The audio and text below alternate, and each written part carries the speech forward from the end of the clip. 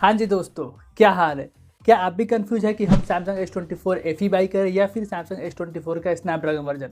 अगर आप कंफ्यूज है तो ये वीडियो लास्ट तक देखिए, 100% आपका कंफ्यूजन क्लियर हो जाएगा। मैंने अभी कुछ दिन पहले आप सबके साथ सैमसंग S24 FE का डिटेल रिव्यू वीडियो शेयर किया था। इसके अलावा मैं S24 का एक्जीनोस वर्जन, सैमसंग S23 जो 8 Gen 2 के साथ आता था, S24 अल्ट्रा जिसमें 8 Gen 3 है, ये सारे फ़ोन को एक्सपीरियंस करा है पिछले 1 से 1.5 सालों के बीच में।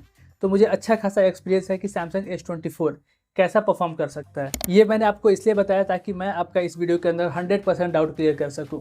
तो चलिए सबसे पहले परफॉर्मेंस से ही शुरू कर लेते हैं। देखिए, सैमसंग S24 में स्नैपड्रैगन 8 Gen 3 और S24 FE में एक्जीनोस 2400E देखने को मिलता है। दोनों फोन में LPDDR5X रैम, UFS 3.1 128 GB के साथ और UFS 4 256 GB के साथ दोनों ही फोन में देखने को मिलेगा। रैम और स्टोरेज दोनों फोन का सिमिलर है, लेकिन जो स्नैपड्रैगन 8 Gen 3 है वो एक सुपीरियर चिपसेट है एक्जीनोस 2400E से।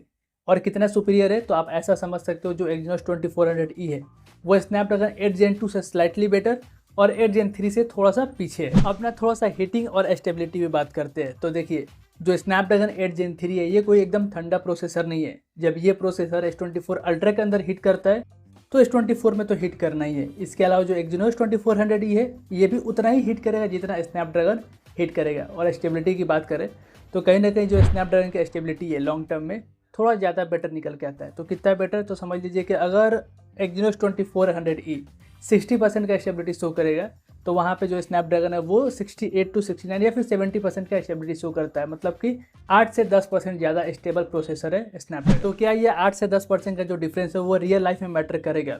नहीं भाई, कतई मैटर नहीं करने वाला। आप चाहे कितना भी मल्टीटास्किंग कर लो, स्क्रॉलिंग कर लो, कितना ही फ़ोन हिट हुआ रहे, दोनों ही फ़ोन मक्खन जैसे परफॉर्म करेंगे। दोनों में कोई जिटर या लैग देखने को नहीं मिलेगा। इसके अलावा अगर आप गेमिंग करोगे तो क्या दोनों फ़ोन में गेमिंग में फ़र्क दिखेगा? हाँ, आपको गेमिंग में फ़र्क दिखेगा तब जब आप 2 घंटे 3 घंटे कंटिन्यू गेम खेल रहे हो, तब आपको डिफरेंस दिख सकता है। जो S24 स्नैपड्रैगन वर्जन है वो स्लाइटली बेटर परफॉर्म करेगा एक्जीनोस 2400E से। अब यहाँ पे क्या है कि मैं एक्जीनोस 2400E को एक अच्छा प्रोसेसर बता रहा हूँ, तो काफ़ी सारे लोग ये बोलने लगते हैं कि भाई तुम एक्जीनोस को स्नैपड्रैगन से बेटर बता रहे हो। नहीं भाई, मैं स्नैपड्रैगन से बेटर नहीं बता रहा हूँ। जो पिछले जितने एक्जीनोस के प्रोसेसर आए वो बहुत ही महाघटिया महाकबाड़ प्रोसेसर थे, उनसे एक्जीनोस 2400 मच बेटर है। और ये ऑलमोस्ट स्नैपड्रैगन जितना ही परफॉर्म करता है। स्नैपड्रैगन तो पहले से ही बेटर था, चाहे आप 8 Gen 2 देख लो, 8 Gen 1 देखो, ये सारे प्रोसेसर काफ़ी ज़्यादा स्टेबल और हीट भी नहीं होते थे। अब क्या हुआ कि एक्जीनोस 2400 ऑलमोस्ट मैच कर गया है 8 Gen 3 को। तो लोगों को ये लगता है कि मैं 8 Gen 3 से अच्छा एक्जीनोस को बता रहा हूँ, तो ऐसा नहीं है। स्नैपड्रैगन अभी भी स्लाइटली बेटर परफॉर्म करता ही है एक्जीनोस 2400E से। आप सभी में से किसी एक ने ये क्वेश्चन किया था कि सैमसंग S24 स्नैपड्रैगन क्या S24 अल्ट्रा का जितना परफॉर्म कर सकता है? तो नहीं, S24 अल्ट्रा के पास एक अलग ही एडवांटेज है। उसका जो बॉडी है वो बहुत बड़ा है, कूलिंग चेम्बर लगभग 3 से 4 गुना ज़्यादा बड़ा है और हीट डिसिपेशन का एरिया बहुत ज़्यादा है S24 के मुकाबले। तो उतना परफॉर्म नहीं कर पाएगा जितना S24 अल्ट्रा परफॉर्मेंस देता है। अब नेटवर्क एंड कॉल क्वालिटी की बात करें तो सैमसंग S24 FE का जो नेटवर्क है वो काफ़ी अच्छा है। कोई भी मुझे नेटवर्क का इशू नहीं दिखा और 5G वगैरह में भी कोई प्रॉब्लम नहीं दिखा। हीट होने के बाद से भी 5G से 4G में शिफ्ट नहीं होता है। वहीं पे जो S24 स्नैपड्रैगन है वो ऑलरेडी काफ़ी अच्छे नेटवर्क स्टेबिलिटी के साथ आएगा, क्योंकि जो एक्जीनोस 2400 है उसका ऑलरेडी अच्छा है। तो 8 Gen 3 होने की वजह से आपको और थोड़ा बेटर नेटवर्क क्वालिटी मिल सकता है। लेकिन हाँ, आप कोई मेजर डिफरेंस नहीं है जैसा पहले रहता था। हो सकता है कि आप ट्रैवलिंग वगैरह करो, मतलब दोनों फ़ोन स्नैपड्रैगन और एक्जीनोस के साथ, तब आपको थोड़ा बहुत फ़र्क दिखे। लेकिन ऐसे सिटीज़ वगैरह में या फिर विलेजेस में भी रहते होंगे तो कोई भी दिक्कत नहीं आने वाला किसी भी फ़ोन के नेटवर्क से। बैटरी बैकअप की बात करें तो S24 FE क्लियरली बेटर निकल के आएगा सैमसंग S24 से। चाहे आप किसी भी कंडीशन में यूज़ कर लो, S24 FE आपको 1 से 1.5 घंटे ज़्यादा स्क्रीन ऑन टाइम देगा ही देगा S24 के मुकाबले। और ओवरऑल समझ लो कि S24 अगर चल रहा है 16 से 17 घंटा तो S24 FE आपको चलेगा 18 से 20 घंटा। मतलब कि आपको S24 FE एक अच्छा बैटरी बैकअप दे सकता है S24 के मुकाबले।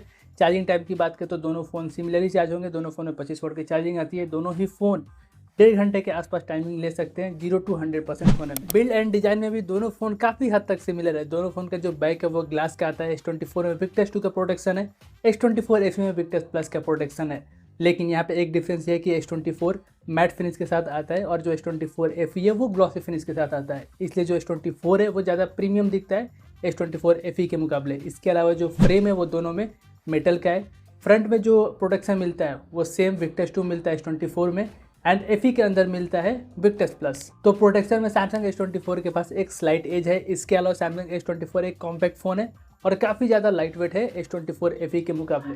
तो इन हैंड फील हो गया, वेट मैनेजमेंट हो गया, S24 का काफ़ी बेटर है S24 FE से। बाकी कॉम्पैक्ट फ़ोन या फिर बड़ा फ़ोन ये पर्सन टू पर्सन वैरी करता है। पर्सनली मुझे कॉम्पैक्ट फ़ोन ज़्यादा पसंद आते हैं। डिस्प्ले में भी सैमसंग S24 बेटर है सैमसंग S24 FE से। पहला तो ये कि इसमें जो ब्राइटनेस है S24 के अंदर वो मिलता है 2600 निट्स का, एंड जो S24 FE है इसमें मिलता है 1900 निट्स का। एंड ये ब्राइटनेस डिफरेंस क्लियरली आपको नोटिस होगा, चाहे आप डायरेक्ट सनलाइट में जाओ या फिर कोई HDR कंटेंट देखो। इसके अलावा सैमसंग S24 में आपको LTPO पैनल मिलता है जो 1 से 120 हर्ट्ज रिफ्रेश रेट्स को शिफ्ट करेगा। वहीं पे S24 FE है, इसमें मिलता है LTPS टेक्नोलॉजी जो 24 से 120 हर्ट्ज रिफ्रेश रेट को शिफ्ट करता है। तो ये दो चीज़ें काफ़ी ज़्यादा बेटर बनाती है सैमसंग S24 को डिस्प्ले में। इसके अलावा डिस्प्ले में जो थर्ड मेजर डिफरेंस है वो है bezel and chin. Samsung S24 का जो बेजल्स है वो काफ़ी ज़्यादा पतले और सिमेट्रिकल है S24 FE के मुकाबले। बाकी आप कंटेंट वगैरह देखोगे तो जो कलर रिप्रोडक्शन है वो दोनों में एग्जैक्टली सेम ही है। बाकी दोनों फ़ोन के जो स्पीकर है वो कमाल के हैं, लेकिन जो हैप्टिक फीडबैक है वो S24 का बेटर है, ज़्यादा टाइटर फील होता है। अब सॉफ्टवेयर की बात करें तो दोनों फ़ोन में एग्जैक्टली सेम सॉफ्टवेयर सपोर्ट है। दोनों में 7 साल का OS अपडेट,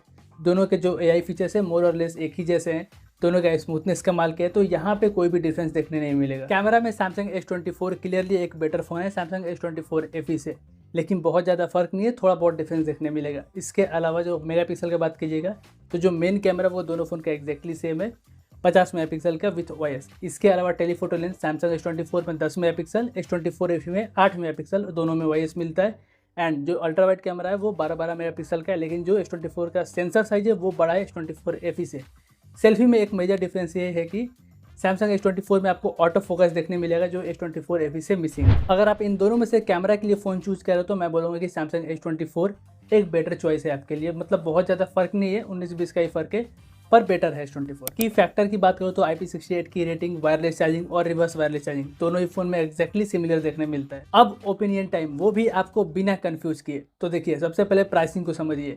दोनों फोन में सीधा 10,000 रुपये का डिफरेंस है। तो ये जो 10,000 है ना, ये काफ़ी बड़ा अमाउंट होता है। अगर आप ये 10,000 रुपये एक्स्ट्रा स्पेंड करोगे तो यहाँ पे आपको क्या डिफरेंस देखने मिलेगा? आपको थोड़ा सा बेटर कैमरा मिल जाएगा, स्लाइटली बेटर डिस्प्ले मिलेगा। इसके अलावा बैटरी बैकअप आ जाएगा तो S24 FE एक क्लियरली बेटर चॉइस है। हाँ, ये ध्यान में रखिएगा, अगर आपको बैटरी बैकअप इंपॉर्टेंट है, इन दोनों फ़ोन में से किसी एक को पिक करना है तो S24 FE एक मच बेटर ऑप्शन हो सकता है। तीसरा सबसे बड़ा मेजर फैक्टर ये है कि आप सबसे पहले ये देखना है कि आपको कॉम्पैक्ट फ़ोन पसंद है या फिर बड़ा फ़ोन। अगर ये आपने चूज कर लिया तब तो आप दोनों फ़ोन में से कोई भी ले सकते हो, कॉम्पैक्ट फ़ोन वाले S24 और बड़े फ़ोन वाले S24 FE। इनके लिए भाई सबसे आसान डिसीजन है ये। अगर आप मुझसे पर्सनली ये पूछोगे कि आप कौन सा फ़ोन चूज करते, तो मैं सही बताऊं तो सारी चीज़ों का ध्यान रखते हुए मैं S24 FE चूज करता है, क्योंकि भाई 10,000 रुपये का फ़र्क है और 10,000 रुपये एक काफ़ी बड़ा अमाउंट होता है। और अगर आपको ये वीडियो पसंद आया तो लाइक और शेयर कीजिएगा, चैनल पर नए तो सब्सक्राइब करना मत भूलिएगा। मिलते हैं नेक्स्ट वीडियो में, तब तक के लिए बाय, टेक केयर।